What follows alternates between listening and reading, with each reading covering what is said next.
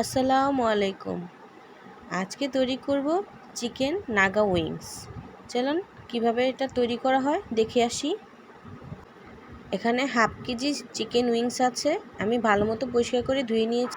এখানে আছে গোটা গরম মশলা, আদা রসুন 1 চামচ, 1 চামচ লাল মরিচের গুঁড়া, 1 চামচ ধনিয়া গুঁড়া, 1 চামচ গোলমরিচের গুঁড়া, 1 চামচ ভাজা জিরা গুঁড়া, স্বাদ মতো লবণ এবং ভিনেগার। মশলাগুলো সব দিয়ে দিব এবং 1 চামচ ভিনেগারও দিয়ে দিব। ভিনেগার দিলে এটা খুব জুসি হয়। এখন মশলাগুলো মাখিয়ে নিব। মশলা মাখা হয়ে গেলে আধা ঘন্টা রেস্টের জন্য রেখে দিব।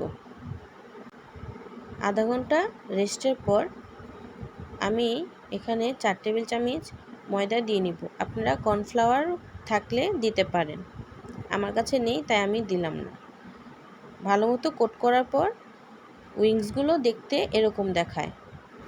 একটি পাত্রে পর্যাপ্ত পরিমাণ তেল নিয়ে উইংসগুলো ভালো মতো ভেজে নিব। চলেন আমরা এটার সসটা রেডি করে আসি। প্রথমে হাফ কাপ টমেটো সস নিয়ে নিব এবং সয়া সস হাফ কাপ নিয়ে নিব।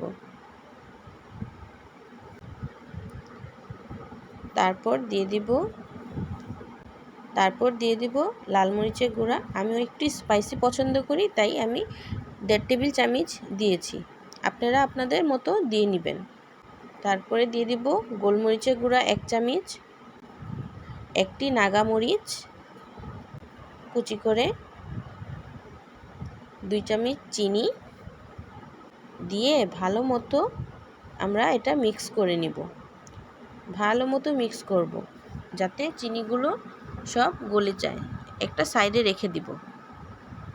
এখন আমি তিনটি বড় কোয়া রসুন নিয়ে নিলাম। এটা ভালোভাবে একটু কুচি করে নিব। আমি একটু বড় রসুন পছন্দ করি তাই বলে এটা একটু বড় বড় করে কেটেছি। এটি খেতে খুব মজা লাগে। এটা এখন সাইডে রেখে একটি পাত্রে সামান্য পরিমাণ তেল নিয়ে দিয়ে দিব ওটাতে রসুন কুচি দিয়ে দিব। রসুনগুলো হালকা গোল্ডেন ব্রাউন হলে সেটাতে আমরা দিয়ে দিব সেই আগের গুলে রাখা সসটা হাই ফ্লেমে একটু জাল করে নেব।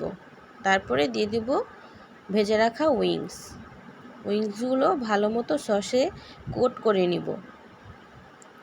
ভালো মতো কোট করা হয়ে গেলে বাস তৈরি হয়ে গেল আমাদের চিকেন নাগা উইংস।